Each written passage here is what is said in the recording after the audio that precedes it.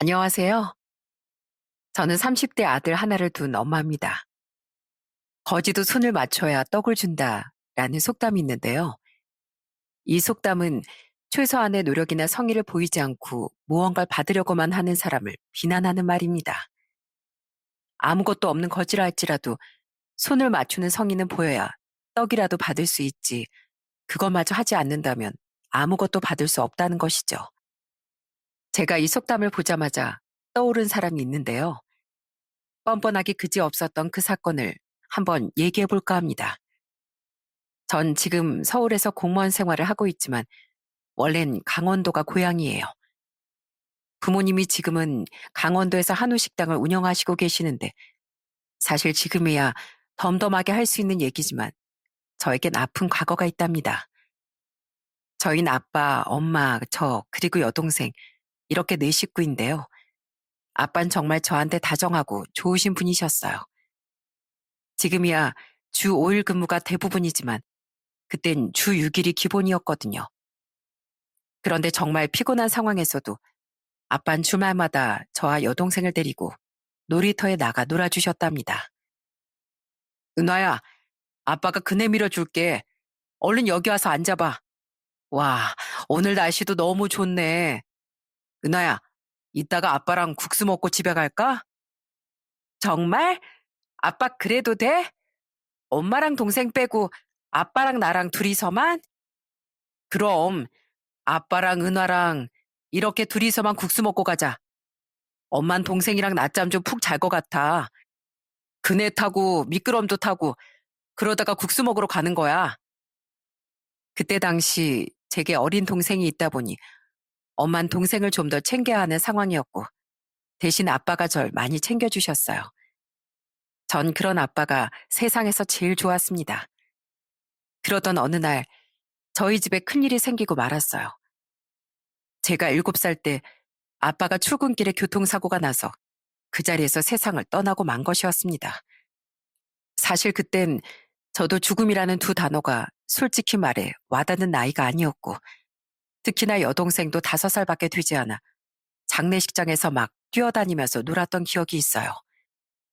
엄만 장례식 내내 슬퍼하면서 눈물을 흘리셨지만 어렸던 저희 두 자매는 현실을 잘 모르고 있었죠.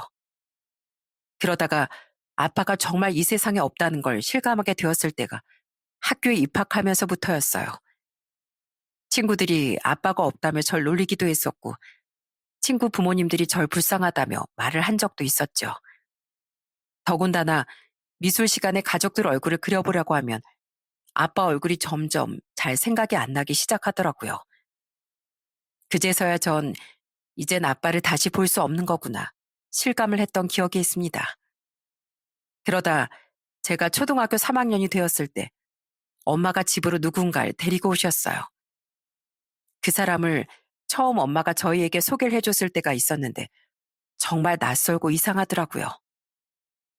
은하야, 아저씨한테 인사해야지. 아저씨가 우리 은화랑 은지 보고 싶어서 여기 온 거야. 그러니까 아저씨한테 인사해. 오, 그래. 네가 은하로구나. 네가 은지고. 난 엄마 친구 아저씨야. 앞으로 자주 볼 것 같으니까 우리 같이 인사할까? 아저씨는 정말 온화하고 따뜻한 미소로 저희에게 말을 걸어왔습니다. 그렇지만 전 처음에 그게 좀 불편하고 싫더라고요. 딱 한눈에 봐도 엄마랑 사이가 그저 평범한 친구가 아니라는 걸 3학년이었어도 알 수 있었거든요. 그 후로도 엄만 외식을 하거나 나들이 갈 때도 항상 그 아저씨를 불렀습니다. 전 그 아저씨가 처음엔 너무 불편했어요. 그런데 그 아저씨는 제가 불편해하는데도 어떻게든 저와 동생한테 뭐든 해주려고 하더라고요. 한 번은 시장에 같이 간 적이 있었는데 옷을 사주겠다고 한 적이 있었답니다. 은화야, 이거 입어봐. 너무 예쁘다. 와, 이거 공주님 같은데? 이거 한번 입어볼래? 저 안 입어요. 됐어요. 언니, 언니 왜 싫어? 그럼 내가 입을게요. 너무 예쁘다. 그거 내가 입을래요. 전 계속해서 아저씨에게 툴툴댔지만 여동생은 그때 어려서 그런지 몰라도 장난감을 사주거나 예쁜 옷을 사주면 되게 좋아했어요. 그렇지만 전 항상 제 기억 속에 아빠가 있었기 때문에 이렇게 같이 시간을 보내는 것도 아빠한테 괜히 미안하고 배신한 것 같아 죄책감이 들더라고요. 그래서 아저씨를 어떻게든 떨어뜨리려고 많이 노력을 했습니다. 말을 걸어도 나한텐 아빠가 있다며 툴툴대기 바빴어요. 그렇지만 제 의사와는 상관없이 제가 4학년 때 그 아저씨와 엄만 재혼을 하셨습니다. 재혼을 하면서 저흰 아저씨와 같이 살게 되었어요. 그러다 보니 매일매일 얼굴을 마주보는 시간이 많아지더라고요. 그때 한번 아저씨가 저하고 동생한테 점술 따려고 재혼하신 후에 놀이공원을 간 적이 있었어요. 전 그냥 괜히 그 아저씨랑 같이 놀이기구를 타고 싶지도 않은 마음이 있었고, 거기다 엄마 여동생과 셋이서 너무 히닥거리는 게 보기도 싫더라고요. 그때 갔던 놀이공원이 서울에 있는 곳이었는데 아무런 길도 모르는데 세 사람 모습이 보기가 싫어서 저 혼자 막 떨어져서 걷기도 했습니다. 근데 지금으로부터 30년 전이지만 그때도 놀이공원에 진짜 사람이 많았거든요. 그러다 보니 사람에 치여서 제가 그만 길을 잃어버리고 말았어요. 나중에 원래 있던 자리로 가려고 했는데도 어딘지 도통 모르겠고 그때 정말 너무 무서워서 그 자리에서 엉엉 울고 난리가 났습니다. 엄마, 엄마, 은하야, 괜찮어? 많이 놀랐지? 괜찮아, 괜찮아. 그래, 얼마나 놀랬겠어. 아저씨가 은하를 얼마나 찾았는지 몰라. 어디 뭐 다친 데는 없어? 봐봐, 괜찮은 거야? 아저씨, 저 괜찮아요. 죄송해요. 아니다, 괜찮어. 찾았으니 됐어. 그때 아저씨는 절 꼭 안아주셨어요. 그런데 아저씨 품에 안기니 티셔츠가 아주 홀딱 젖어 있더라고요. 제가 없어진 이후로 놀이공원 전체를 뛰어다니며 절 찾으러 땀을 엄청 흘렸던 거죠. 나중에 엄마한테는 엄청 혼나긴 했지만 아저씨는 그때도 제 편을 들어주면서 얼마나 놀랬겠냐며 오히려 절 달래주셨어요. 그때부터인가 전 아저씨가 좀 다르게 보이기 시작했습니다. 아저씨는 그 후로도 정말 아빠처럼 저희에게 진심으로 대해주셨어요. 운동회를 할 때도 아빠 자격으로 참가해서 같이 손을 잡고 달리기를 하기도 하고 아빠 자격으로 학부모 참관 수업도 꼬박꼬박 참여를 해주셨죠. 특히나 제가 기분이 좀 좋지 않거나 우울하거나 엄마한테 혼이 날 때면 절 어떻게든 달래주시고 제 기분을 풀어주시려 노력을 하셨습니다. 그러다 보니 아저씨와 점점 시간이 갈수록 둘이서 대화하는 시간이 많아지게 되었죠. 그렇게 엄마가 재혼을 하고서 1년 후 전 아저씨에 대한 마음을 활짝 열어 초등학교 5학년 때부턴 아빠라고 부르기 시작했습니다. 제가 중학교에 들어갈 때도 아빠가 직접 같이 교복을 맞추러 가주시기도 했어요. 야, 우리 은화 모델해도 되겠는데? 어떻게 이렇게 예쁜지 몰라. 진짜 우리 딸 따봉이다, 따봉이야. 에이, 아빠, 진짜 뭐야. 나 창피하게. 아니야, 나 하나도 안 이쁜데? 어허, 아빤 우리 딸처럼 이렇게 교복이 잘 어울리는 사람 한 번도 본 적 없어. 세상에 우리 딸보다 이렇게 예쁜 사람이 어딨어. 이렇게 아빤 세상에서 엄마와 저 동생을 누구보다 귀하고 귀중한 사람으로 대해주셨죠. 지금 생각해보면 제가 왜 그렇게 아빠를 처음 만났을 때 2년 동안 그렇게나 싫어했는지 모르겠어요. 정말 아빤 그때 당시 계속 인내하면서 제가 마음을 열 때까지 기다려주셨는데 너무 뒤늦게 안 게 아닌가 싶은 생각도 지금은 든답니다. 아빤 저의 든든한 지원자셨어요. 용돈도 엄마 몰래 두둑이 챙겨주시기도 하고 중학교, 고등학교 때 할 수 있는 그 시기의 고민들도 누구보다 잘 들어주셨어요. 그러다 보니 아빤 정말 제가 속마음을 다 털어놓을 수 있을 정도로 제 인생의 멘토 같은 분이셨죠. 그렇게 학교를 무사히 졸업하고 서울로 정착을 하게 되면서 전 공무원 생활을 시작하게 된 겁니다. 여동생은 춘천에서 직장 생활을 하다 보니 본가에서 살았지만 저 혼자서 타지에서 지내기 때문에 아빠가 정말 걱정이 많으셨어요. 매번 제가 잘 지낼까 걱정하며 전화를 하셨거든요. 은하야, 밥은 잘 먹고 다니니? 너 아빠 엄마 없다고 밥도 잘 안 챙겨 먹고 그러는 거 아니야? 아빠가 다 지켜보고 있어. 그런 거 아니야. 걱정하지 마세요, 아빠. 혼자서도 아주 잘 챙겨 먹고 있습니다. 그래, 잘하고 있다. 항상 잘 챙겨 먹고 거기 가면 다른 것보다 항상 남자 조심해야 한다. 남자 조심. 어딜 가도 이 아빠 같은 남자 없어. 아휴, 진짜 못 말린다, 아빠 때문에. 알았어. 나 아빠 같은 남자 찾기 전까진 절대 남자 안 만날게. 걱정하지 마세요. 아셨죠? 그렇게 독립을 하고 난 후에도 아빠는 항상 저에게 전화를 하시며 챙기셨습니다. 제가 그때 당시 혼자 원룸에서 거주를 했는데 엄마 아빠는 반찬도 계속 보내주시고 한우 고기도 챙겨서 보내주시기도 했어요. 무엇보다 혼자 아프면 서럽다면서 제 건강에 누구보다 신경을 많이 써주셨습니다. 공무원 생활을 하면서 돈을 차츰차츰 모으며 잘 살아가고 있었어요. 그러다 30대 중반에 같이 일하는 분의 소개로 지금의 남편을 만나게 되었죠. 남편은 그때 직장 생활을 했었는데 처음 남편을 봤을 때 얼마나 놀랐는지 모릅니다. 남편이 정말 저희 아빠와 굉장히 닮은 사람이었거든요. 자상한 것도 닮았지만 안경 쓴 것도 똑같았고 키도 178cm로 똑같았고 머리 스타일도 비슷하더라고요. 그래서 첫 만남부터 호감이 갈 수밖에 없었습니다. 몇 번 더 만나보니 서로 대화도 잘 통하고 사람이 참 생각이 바르고 깊다는 게 느껴졌어요. 그렇게 연애를 시작하게 되었고 저희는 2년의 연애 끝에 결혼을 준비하게 되었습니다. 시댁은 충남 아산이었어요. 시댁엔 시부모님과 시숙, 시누이, 남편 이렇게 5식구였는데요. 아주버님은 남편보다 3살이 많았습니다. 결혼을 할 당시가 남편 나이가 37이었고 아주버님 나이가 40이었는데 아직 혼자이시더라고요. 그래서 한 번은 남편에게 물어본 적이 있었어요. 오빠, 근데 오빠 형 있잖아. 아직 결혼 안 하신 거야? 저번에 보니까 혼자라고 하시던데 아직 좋은 짝을 못 만나신 거야? 아, 아니야. 2년 전에 이혼했어. 뭐? 왜 이렇게 빨리? 아휴, 모르겠어.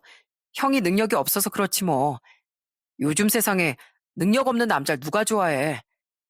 조카도 한 명 있는데 형수님이 데리고 살아. 어? 그럼 형은 뭐 하시는데? 지금은 택시 운전이라고 있어. 그것도 전엔 직장 다니면 한 달 다녔다가 그만두고 뭐 5개월 다녔다가 그만두고 그러다가 결국엔 직장 생활 못하겠다고 사업까지도 손댔었는데 그것도 망하고 형수님하고 그것 때문에 엄청 싸웠거든. 근데도 형이 사치도 심하고 펑펑 쓰니까 거의 형수님이 도망간 거나 마찬가지지 뭐. 자기 멋대로 살다가 직장 다니려고 하니 맞겠어? 아침에 일찍 일어나야 되고 하는데 뭐 지금이야 택시 운전하고 있는데 진짜 내 형이지만 나도 좀 한심해. 사실 그날 남편이 하는 얘기를 듣고 좀 많이 놀랬습니다. 원래 남편이 웬만하면 남을 비방하거나 나쁜 소리를 하는 편이 아니었는데 자기 형을 이렇게 좋지 않게 말을 하는 걸 들으니 아주버님이 보통 사람은 아니겠구나 하는 생각을 했었어요. 그런데 그런 보통 아닌 아주버님을 계속 감싸주는 사람들이 있었습니다. 그건 바로 시부모님이셨어요. 원래 시댁이 크게 잘 사는 편은 아니었지만 그래도 아파트에 살았었는데 사업 자금으로 이래저래 도와주다 보니 방 2칸짜리 빌라로 이사를 왔다고 하더라고요. 그러다 결혼 준비를 하면서 한번 시댁에 갔을 때 시모가 저에게 말을 한 적이 있었어요. 그래, 은화라고 했나? 우리 아들이 좋다니까 결혼을 시키겠다만 보다시피 우리가 좀 잘 사는 건 아니야. 우리가 해줄 수 있는 거라곤 아무것도 없어. 지금 우리 입에 풀칠하기도 힘든 상황이다 보니까 뭐 남자가 집해오고 여자가 혼수해온다고 하지만 우리 사정상 그렇게는 못할 것 같은데 너 괜찮겠니? 사실 전 처음부터 어느 정도 상황을 남편에게 들었기 때문에 예상은 하고 있었지만 이렇게 대놓고 말씀하실 거라곤 상상도 못했습니다. 너무나 당황스러웠어요. 그렇지만 그때 당시 제가 좋아하는 사람과 결혼을 하는 거라 그건 크게 문제가 되지 않았어요. 그래서 제가 제 뜻을 전달했습니다. 네, 그건 걱정하지 않으셔도 돼요. 저희들이 서로 모아둔 돈도 있고 어떻게 잘 준비하면 신혼집 정도는 저희가 마련할 수 있을 것 같아요. 그래, 그럼 혼수도 안 해도 되는 거니? 네, 혼수도 저희가 따로 잘 준비할 테니 너무 걱정하지 마세요. 그래, 그런 거 하나 아주 마음에 든다. 마음에 들어. 그래, 그럼 한번 잘 살아봐. 당황스러운 순간이었지만 그래도 잘 마무리를 했다고 생각했습니다. 그때 아주버님이 옆에서 말을 하더라고요. 재수 씨, 집이 좀 부자인가 봐요? 어떻게 시댁에서 한 푼도 안 받으려고 그러는 거지? 아니요. 저희 부자 아니고 그냥 평범하게 살아요. 저희 둘이서 잘 준비해 봐야죠. 그래요? 그럼 재수 씨, 나중에 돈 많이 있으면 저 좀 도와주세요. 지금 택시 운전이나 하고 있으니까 좀 힘드네요. 아이고, 그래. 나중에 어련히 잘하겠지 뭐, 성도가. 그때 대놓고 얘기하는 걸 듣고서 너무 당황스러웠습니다. 더욱 놀라웠던 건 시모가 정말 40살짜리 큰아들을 애처럼 애지중지 대했다는 거예요. 그때 같이 밥을 먹었는데 갈비집이나 삼겹살 이런 것들이 상에 차려져 있으니 직접 아주버님께 쌈을 싸서 주기도 하고 갈비찜도 살을 다 발라서 밥 위에 올려주기도 하더라고요. 결혼할 사람은 저와 남편이었는데 우리한텐 알아서 먹으라고 하고 아주버님한텐 계속 먹을 걸 올려주면서 애처럼 대하셨습니다. 우리 아들 이거 많이 먹어. 기죽지 말고 이따가 또 택시 운전하려고 그러면 또 배고플 거 아니야. 많이 먹어. 정말 다 큰 어른을 하나하나 챙겨주는 걸 보니 정말 충격 그 자체더라고요. 근데 시모뿐만이 아니었습니다. 시부도 마찬가지였어요. 우리 아들 성도가 그래 지갑에 돈은 있어? 아버지 저 돈 없어요. 요즘 택시 손님도 없고. 알았다. 이리 와봐라. 이거 20만 원이니까 지갑에 넣어둬. 남잔 자고로 지갑에 돈이 있어야 하는 거야. 자, 얼른 받아. 오히려 용돈을 줘야 할 나이에 부모에게 손을 벌리고 있으니 정말 그걸 보고 있노라니 너무 충격적이었습니다. 남편은 그때 서울로 저와 돌아오면서 저에게 조심스럽게 얘기를 하더라고요. 은화야, 많이 놀랐지? 그러니까 우리 집 진짜 큰아들 사랑이 유별나다니까? 그러니까 나하고 우리 여동생은 항상 뒷전이었어. 항상 뭐 장남 뭐 이러는 집이야. 그나마 다행이라고 해야 하나? 그래도 과하게 차별을 안 당했으니까. 결혼 허락을 받을 때 크게 반대가 없어서 괜찮겠거니 생각했는데 그 모습을 보고 오니까 앞으로 무슨 일이 벌어질지 좀 불길한 예감이 들기도 했습니다.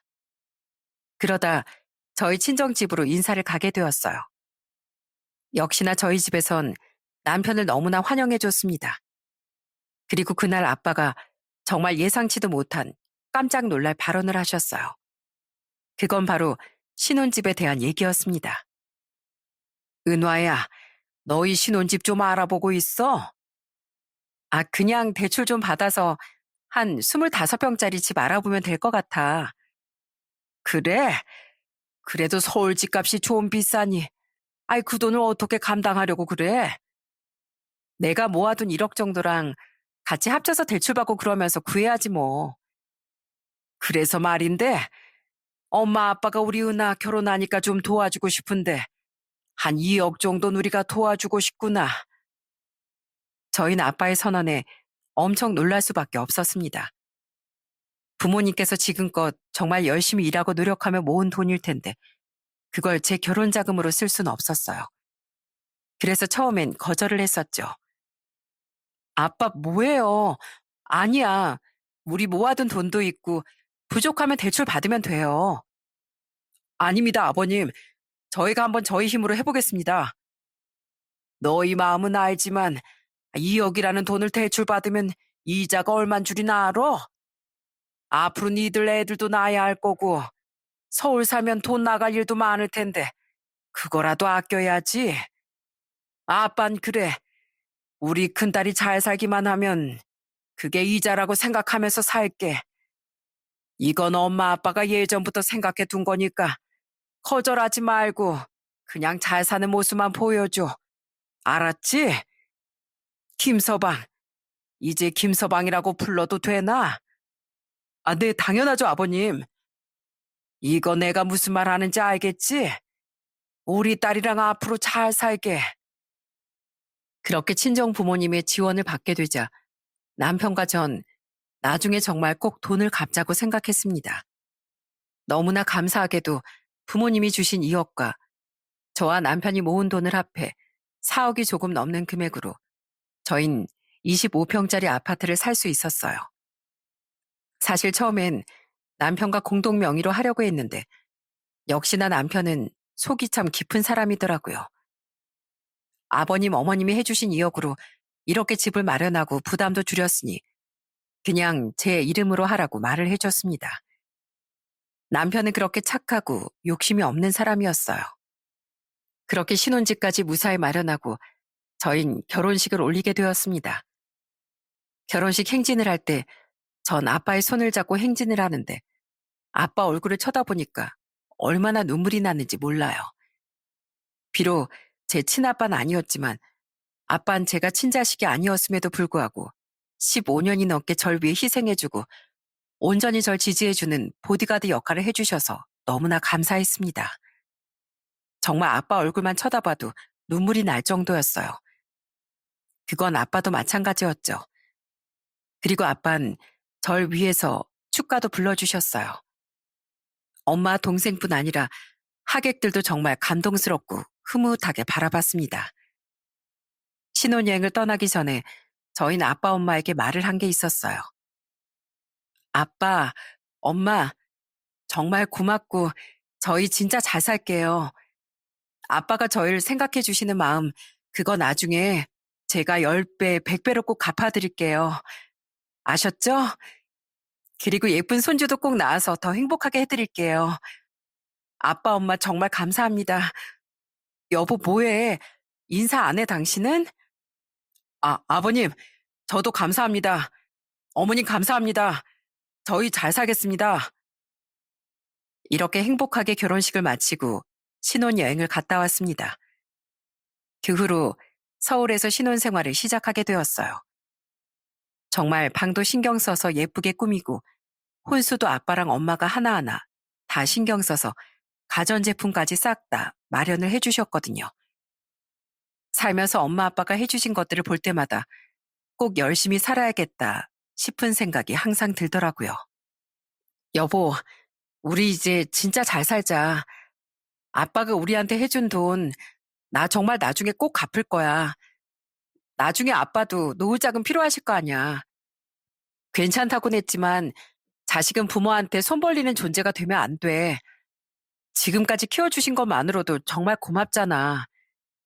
그래, 우리 아버님, 어머님한테 앞으로 더 잘해드리자.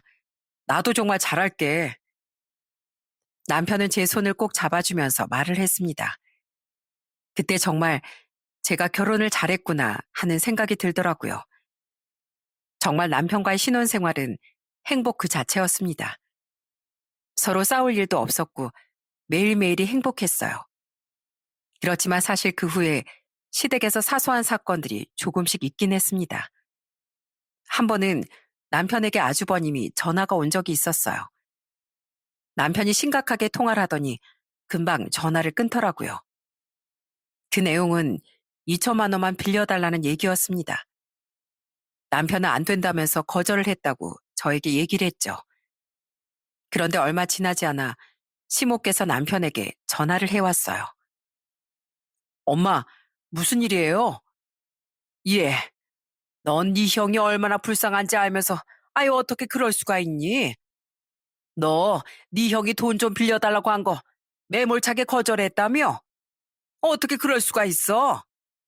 니들은 결혼해서 행복하게 잘 살면서 불쌍한 네 형은 안 보이니? 형이 뭐가 불쌍해? 지금까지 형 하고 싶은 대로 다 하고 살았잖아. 지금 그러고 있는 거 다 형이 만든 거야. 누굴 탓해? 그리고 우리가 돈이 어딨어? 너 그 신혼집도 있고 그러잖아. 대출이라도 좀 받아서 해주면 될걸. 왜 네 처가 안 된다고 하디? 그런 게 아니라 내가 싫다고. 내가 그렇게 해주기 싫어서 그런 거니까 그런저나 나한테 좀 하지 마세요. 옆에서 다 듣고 있었던 전 너무나 당황스러웠어요. 다짜고짜 돈을 빌려달라는 아주버님도 이해가 안 됐지만 무조건 형한테 다 해줘야 한다는 심호도 정말 이해가 되지 않았어요. 다행히 그땐 저한테까지 연락이 오지 않았고 남편이 냉정하게 끊었기 때문에 그저 지나가는 에피소드라고 생각했습니다. 그렇게 결혼을 한 지 8개월이 지나고 전 임신을 하게 되었어요. 임신 소식을 전하니 남편이 진짜 뛸 듯이 기뻐했습니다. 여보, 나 진짜 아빠 되는 거야? 내가 정말 이제 아빠가 되는 거야? 와, 진짜 너무 신나. 나 애 정말 많이 낳고 싶었는데 나도 정말 아빠가 되는구나. 와, 그렇게 좋아? 내가 봤던 당신 모습 중에 오늘이 왠지 제일 좋아하는 것 같다. 당연하지. 당신이랑 나랑 둘 사이에 아이가 생긴 건데 당연히 좋고 말고. 여보, 뭐 먹고 싶은 거 없어? 내가 가서 당장 사올게. 그리고 세상 누구보다 더 기뻐하는 사람이 있었는데요. 그건 바로 우리 부모님이셨어요. 엄마 통화하면서 들었던 얘기가 있는데 그때 진짜 많은 감동을 받았습니다. 은화야, 아빠가 너 임신했다는 거 듣고 얼마나 울었는지 몰랐지? 엄마도 엄청 놀랐어, 얘. 아빠가 그 어린 꼬맹이가 이제 엄마가 된다면서 어찌나 감격스러워하는지 난 네 아빠가 너 낳은 줄 알았다. 어머, 진짜? 어제 아빠한테 말했을 땐 그냥 좋아하는 것만 같았는데 울기까지 했다고? 그 정도로 좋아했다는 거야? 그래, 네 아빠 당장 너 보러 간다는 걸 내가 옆에서 겨우 뜯어 말렸어. 벌써부터 우리 딸 산후조리는 어떻게 해야 하는지 찾아보고 아주 난리다 난리. 은하야, 이젠 항상 너 몸 조심해야 돼. 무리하지 말고 푹 쉬어줘야 돼. 그리고 스트레스 받으면 안 된다. 알았지? 힘들면 언제든지 엄마랑 아빠가 달려갈 테니까 아무 걱정하지 마. 정말 엄마 아빠는 저에게 너무나도 든든한 존재였습니다. 남편은 그 후로 저를 더욱 아껴줬어요. 혹시라도 배가 불러오면서 힘들진 않을까 싶어 남편 혼자 설거지도 다 해놓고 빨래도 다 해놓고 청소 같은 것도 제가 신경 안 쓰게 혼자 깔끔하게 다 해놓기도 했습니다. 제 손에 물 한 방울이라도 묻을까 싶어 제 옆에서 누구보다 부지런하게 집안일을 했던 게 남편이었어요. 시댁에서도 제 임신 소식을 듣고서 너무나 좋아하셨어요. 며느리, 축하한다, 축하해. 어떠니? 입덧은 좀 하니?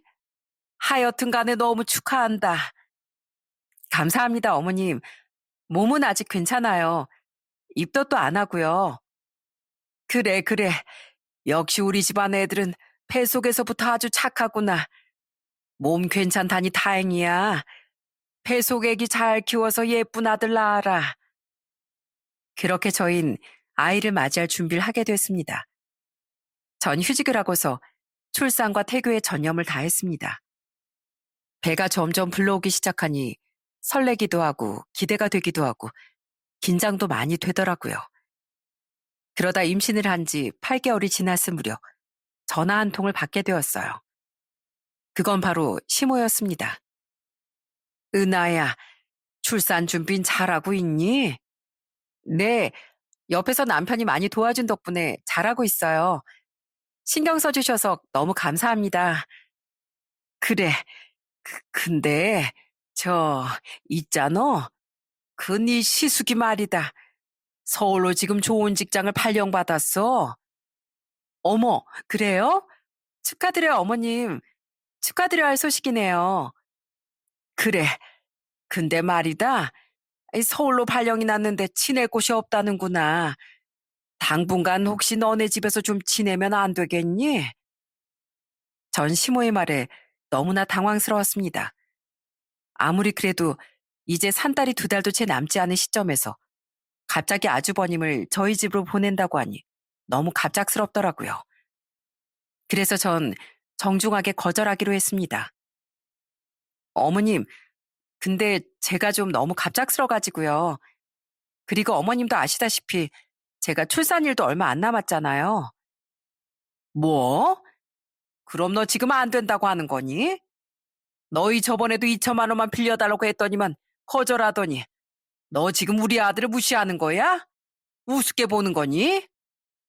아니에요, 어머님. 화를 내실 게 아니라 저희도 지금 이제 아이 낳을 준비를 해야 돼서 정신도 없고 좀 힘들 것 같아서 말씀드린 거예요. 우선 남편하고 상의 한번 해볼게요. 상의는 무슨 상의? 딱 5일 뒤에 올라가니까 안방 거기 네 시숙 좀 줘라. 네 시숙이 작은 방을 쓸 수는 없잖니. 저번에 가보니까 작은 방은 2개나 있던데 니들이 작은 방 2개 사용하고 안방은 네 시숙 주면 되잖아. 딱 5일 줄 테니까 그때 내가 네 시숙하고 같이 올라갈 거야. 그러니까 안방 좀 이쁘게 꾸며놔라. 끊는다. 일방적으로 딱 끊어버리는 시모의 전화에 정말 기가 찼습니다. 부탁을 해도 모자랄 판에 명령이라니 너무나 어처구니가 없었어요. 결혼할 때도 한 푼도 도와준 적도 없고 밥숟가락 하나도 안 사줬던 시댁이었는데 그렇게 끔찍이 아끼는 큰아들이 서울에 발령받았다고 하니 안방을 뺏으려고 들더라고요. 여러분, 이게 말이 되는 소린가요? 내일 모레면 이제 출산 앞두고 있는 며느리한테 자기 큰아들이 가니까 안방을 비워놓으라는 게 말이 되는 소린가요? 전 그래서 퇴근한 남편한테 남편이 오자마자 이 얘기를 바로 꺼냈습니다. 여보, 어머님이랑 혹시 통화했어? 아니, 아까 전화 왔는데 나 바빠서 못 받았거든. 근데 왜? 안 그래도 내가 다시 하려고 그랬는데. 글쎄 아주버님이 서울에 발령받았다고 안방을 비워놓으래. 우리 보고 작은 방 쓰면 된다고. 그래서 좀 곤란할 것 같다고 하니까 나한테 엄청 짜증내시면서 왜 우리 큰아들 무시하냐면서 막 화를 내시더라고. 여보, 미안해. 엄마 말 신경 쓰지 마. 그냥 모른 척 해줘. 근데 갑자기 택시 운전하시던 분이 서울에 좋은 회사에 발령받았다는 게 무슨 소리야? 나도 모르겠어. 그냥 해본 소리겠지. 내가 한번 전화해보고 올게. 남편은 그러더니 곧장 통화를 하러 나가버렸습니다. 그런데 남편한테도 시모는 당분간만 형 집 구할 때까지만 지내게 해달라고 말하면서 일방적으로 전화를 끊었나 보더라고요. 남편도 어이가 없다며 한숨만 쉬었습니다. 정말 그땐 비상 상황이었어요. 그렇게 안 된다고 했는데 설마 진짜 올까 싶었습니다. 그래도 생각이 있다면 아주버님이고 시모고 진짜로 오진 않겠지 싶다가도 되게 찝찝한 마음이 들었어요. 역시나 제 이 찝찝한 마음이 맞았습니다. 오겠다고 통보했던 그날 이틀 전에 저한테 문자가 딱 도착을 했더라고요. 예, 내일 모레 저녁 6시까지 갈 테니까 안방 비워놔라. 예쁘게 꾸며놨니? 딱 1년만 지낼 수 있게 비워놓으렴. 1년 뒤에 나가줄 거야. 정말 설마 했는데 진심으로 저희한테 말을 한 거였어요. 그 문자를 보자마자 진짜 이러지도 못하고 저러지도 못하고 고민만 하고 있었죠. 그때 친정 아빠에게서 전화가 왔어요. 은화야, 우리 손주는 건강하게 잘 크고 있는 거야? 이 아빠가 오매불만 기다리고 있는데. 네, 잘 크고 있어요. 어? 아이, 뭐야. 우리 딸 목소리가 왜 그러지? 왜 그래? 너 무슨 일이라도 있는 거야? 뭔지 말해봐. 아빠 네 목소리만 들어도 네 기분이 좋은지 싫은지 단박에 알 수 있어. 그러니까 얼른 말해봐. 무슨 일인데? 아니, 그게요. 아빠, 글쎄 어머님이 아주버님 서울로 발령 났다고 1년만 저희 집 안방을 내주래요. 전 아빠에게 모든 사실을 하나하나 다 털어놓았습니다. 그러더니 아빤 가만히 제 얘기를 듣다가 딱 한마디를 하고 끊으셨어요. 내일 모레 몇 시까지 온다고? 6시까지? 오케이, 알았다. 전 처음에 그 말이 무슨 뜻인지 몰랐습니다. 그렇게 초조하게 이틀이라는 시간이 지나고 온다고 했던 그날, 우리 집엔 초인종이 2번 울렸어요. 첫 번째 초인종이 울려 문을 열어보니 그건 바로 친정 부모님이셨습니다. 어?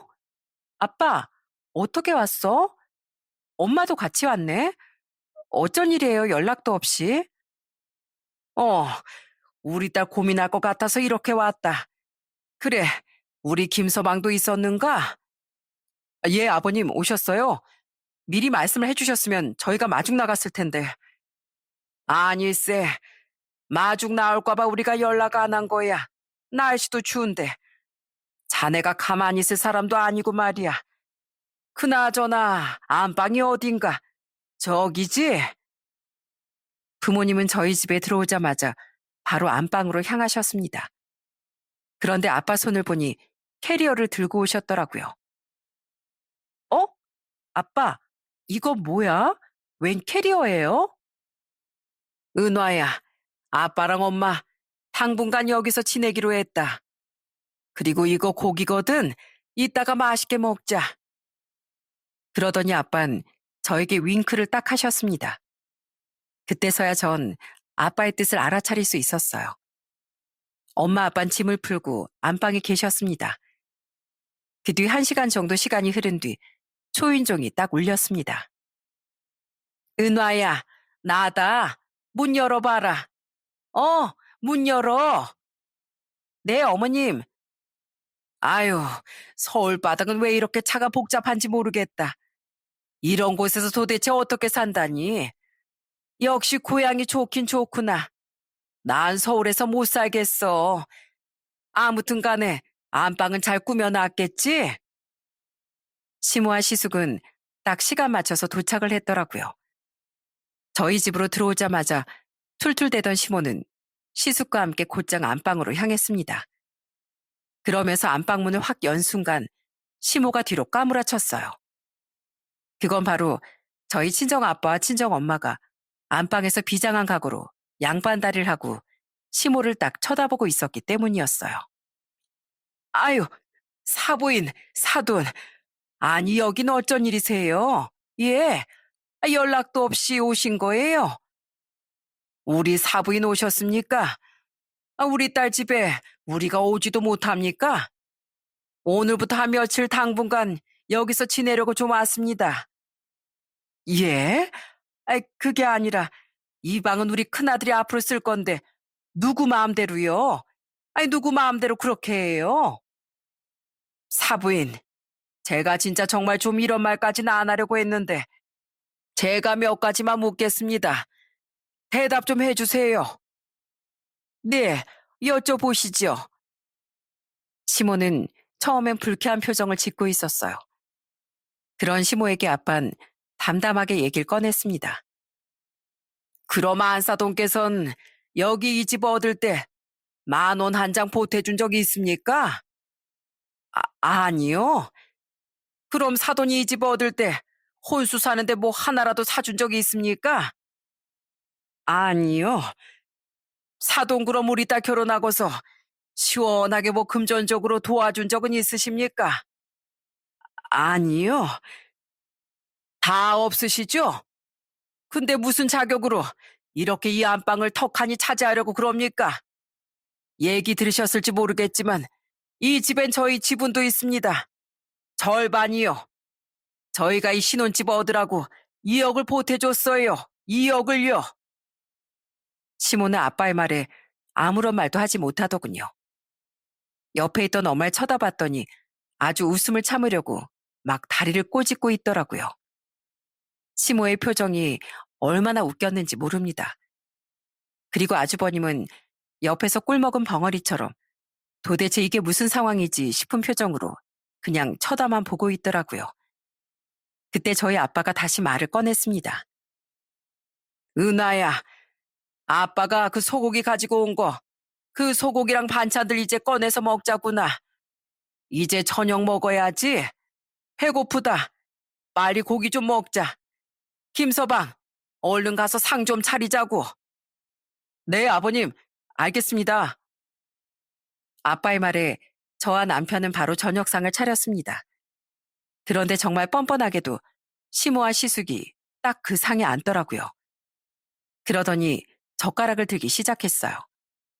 그 순간 아빠가 바로 두 사람을 제지했어요. 잠깐!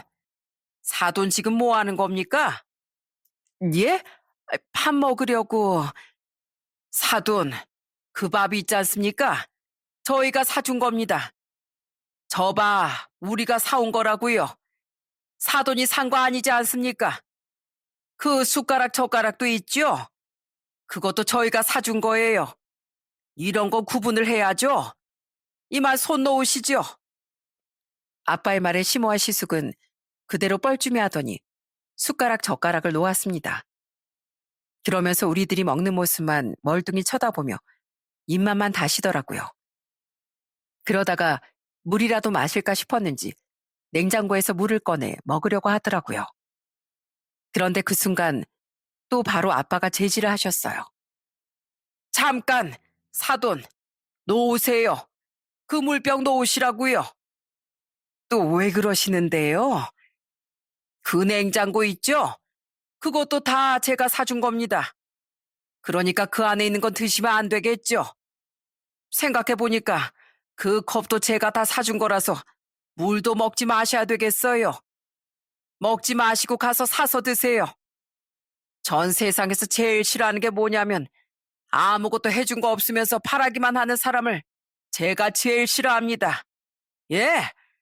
무슨 말인지 아시겠어요? 냉장고며 세탁기며 이 혼수 가전제품 사주고 이 집 2억 보태주려고 그 돈 모으느라 얼마나 우리가 열심히 살았는 줄 아십니까? 아침 일찍부터 일어나서 저녁 늦게까지 식당 운영하면서 손님들 비유 맞춰가면서 번 돈이라고요. 근데 지금 사돈은 그걸 꽁으로 쓰고 우리 딸 안방을 차지하려고 했지 않습니까? 인정하세요? 안 하세요? 인정합니다. 저한텐 그렇게 통보하던 시몬 어디 갔는지 말 그대로 전형적인 강약 약강이 바로 시모였더라고요. 아빠가 그렇게 말을 하니까 물도 못 마시고 그냥 그대로 주방에서 시모는 나와버리고 말았어요. 약한 사람들한텐 강하게 나가고 강한 사람한텐 약한 척을 하는 시모를 보니 참 기가 찼습니다. 그리고 아주버님도 옆에서 그냥 우리 눈치만 보고 있었어요. 시모는 아무런 말도 하지 못한 채 고개만 숙이고 있었습니다. 그러더니 아빠가 딱 그 모습을 보고 말을 하시더라고요. 사돈, 여기 좀 앉아보십시오. 예. 사돈 많이 기분 나쁘시죠? 압니다. 그래도 사돈은 제가 왜 이렇게 행동하는지 아십니까? 시모는 아빠의 물음에도 아무런 대답을 하지 못했어요. 그러자 아빤 크게 숨을 한 번 쉬시더니 말을 이어나가셨어요. 사돈, 우리는 부모이지 않습니까? 나 우리 김서방 정말 너무 좋아합니다. 사람이 진국이고 우리 딸이 그래서 정말 결혼 잘했다고 생각해요. 우리 김서방 정말 최고죠. 그리고 우리 딸도 부족하지 않다고 생각합니다. 근데 우리 딸이 지금 이제 좀 있으면 뱃속에 손주가 태어날 건데 이런 상황에서 지금 안방을 비우고 작은 방을 써야 한다고 그렇게 말을 해야 되겠습니까? 그래요, 안 그래요?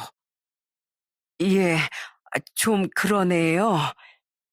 근데 왜 그러셨어요? 사돈 총각도 마찬가지입니다.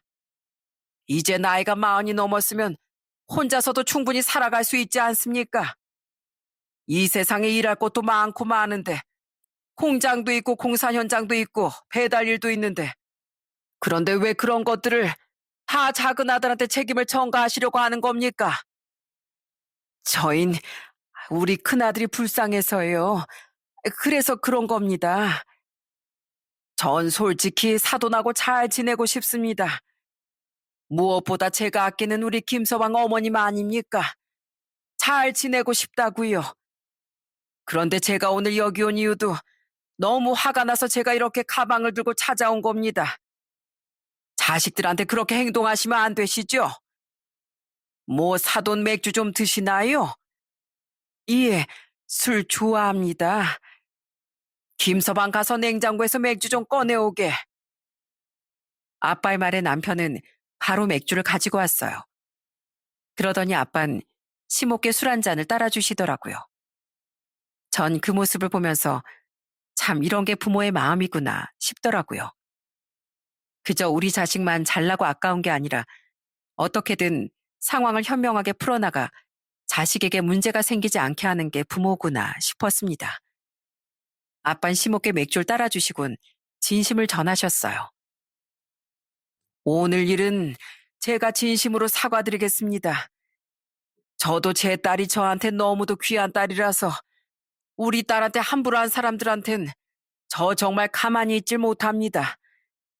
어떤 사람이든지 제가 용납을 못합니다. 근데 사돈이라고 해서 제가 여기로 올까 말까 고민하다가 이렇게 찾아오게 된 겁니다. 제가 이렇게 부탁드리겠습니다. 우리 딸도 좋은 사람이잖아요. 아마 사돈만 잘 지내고 싶다는 마음만 있으시다면 둘이서 정말 고부 갈등도 없으실 거고요. 그러니까 이 한 잔 받으시고 기분 푸시고 우리 딸한테 잘해주시면 안 되겠습니까? 이 얘기를 끝으로 아빤 일어나서 정중하게 90도로 시모에게 인사를 했습니다. 전 그런 아빠를 보고 얼마나 울컥했는지 몰라요. 그래도 자존심 있는 상남자인 우리 아빠였는데 딸을 위해 기꺼이 머리를 숙인다는 게 너무 울컥했습니다. 아빠 인사는 시모를 굉장히 당황스럽게 했더라고요. 사돈, 왜 그러세요? 뭐하러 90도로 인사를 하세요? 저도 잘못했습니다. 제가 오히려 죄송합니다. 제가 생각이 짧았네요. 정말 죄송합니다. 이러지 마세요. 아빠가 그렇게 인사를 한 건 다 뜻이 있었습니다. 딸을 잘 봐달라는 것도 있었지만 시모한테 먼저 자신을 낮추면서 사과라면 시모도 역시 자신의 잘못된 행동을 느낄 거라 생각을 했던 거였어요. 그렇게 두 분이서 같이 맥주를 마시며 서로 화해를 하셨습니다. 엄마도 옆에서 웃으며 시모와 얘기를 나누셨어요. 사돈, 저희 앞으로 정말 잘 지내봐요. 가끔씩 연락도 하고 말이죠. 연락만 주시면 저희가 고긴 자주 보내드릴게요. 신경 써서 최고급 한우로 제가 보내드리겠습니다. 감사합니다, 사돈. 감사해요. 하하호호 웃으며 말하는 친정 부모님과 시모를 보면서 옆에 있던 아주버님은 아주 가시방석이었던 것 같아요. 아무래도 본인 때문에 이런 일이 생기다 보니 계속 눈치만 보면서 눈도 제대로 마주치지 못하더라고요. 결국 그렇게 아빠의 현명한 행동 때문에 시모하고도 좋게 마무리할 수 있었고 아주버님도 결국 모든 걸 다 받아들이고 지방으로 내려가셨습니다. 또 하나 놀라웠던 사실은 아주버님이 서울로 발령이 났다는 건 거짓말이었더라고요. 아주버님이 그냥 무작정 서울에서 살고 싶었는데 지낼 곳도 없고 돈도 없으니 무작정 우리 집 안방을 비워두라고 했던 거였습니다. 그렇게 결국 두 분은 다시 내려가시고 이후로 저와 시모 사이에선 갈등도 없었어요. 이 일이 있고 나선 서로 눈치를 보면서 전 며느리로서 해야 할 도리를 다하고 시모도 어른으로서 저에게 할 도리를 하면서 잘 지내고 있어요. 아주버님은 지금도 계속 택시 운전을 하고 있습니다. 더 이상 우리에게 손을 벌리지 않고 스스로 생활하면서 돈을 벌고 생활하고 있답니다. 그렇게 모든 것이 잘 자리를 잡아 돌아가고 있어요. 전 예쁜 사랑스러운 아들을 출산했어요. 양가 부모님이 어찌나 좋아해 주시는지 모릅니다. 아빤 정말 눈에서 꿀이 떨어질 것처럼 저희 아들을 보러 오신답니다. 까르르 까꿍. 아이고, 우리 손자 어떻게 이렇게 이쁘냐? 엄마 닮아서 이쁜가? 아빠를 닮아서 이쁜가? 아니지. 이 할애비를 닮아서 이렇게 예쁘지? 얼른 쑥쑥 자라라. 할아버지가 너 하고 싶다는 거 다 사줄게. 아빠 아주 그냥 손주한테 다 주겠어 아주. 엄마 아빠 잘 봐. 이러다가 집에 우리 아들 데리고 갈 것 같아. 안 그래도 오늘 네 아빠 손주 집에 데리고 가겠다고 너 화장실 갈 때 얼른 가자고 하더라. 너 아들 뺏기겠어. 네 아빠 잘 봐라 잘 봐.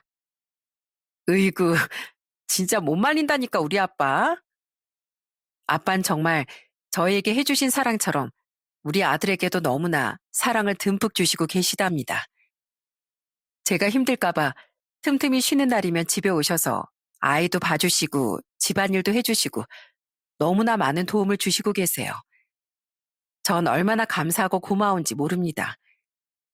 여동생도 하나밖에 없는 조카 선물도 자주 사서 놀러 오곤 한답니다.